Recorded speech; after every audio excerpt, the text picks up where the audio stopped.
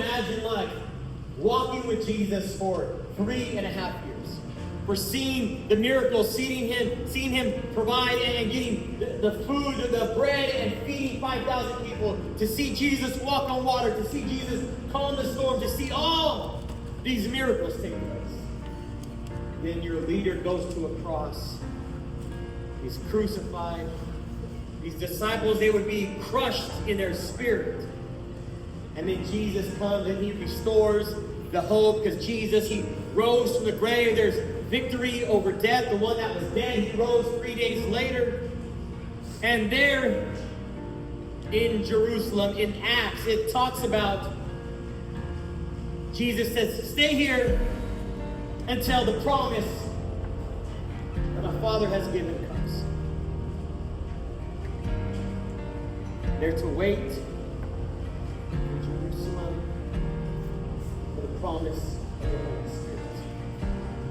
The Comforter, the one that in John it talks about, the one who will convict the world of its sin, the one who will lead you in all truth, and the one who in Acts in verse 8 it says, it talks about that you will receive power from upon high when the Holy Spirit comes. Do you remember when Jesus first called Peter? Peter, he was by the Sea of Galilee. Peter was with his brother. So Peter and his brother Andrew, they were casting nets. They were fishing. It describes this in Matthew, in Mark, and in Luke. They all record the same event. But something is important and that stands out. Jesus, he calls them now. He calls Peter and says, now you will be fishers of men, not fishers of fish. He tells Peter, he says, hey, yo, follow me, and I will make you fishers. There's this follow me, this action, this verb that's going to take place.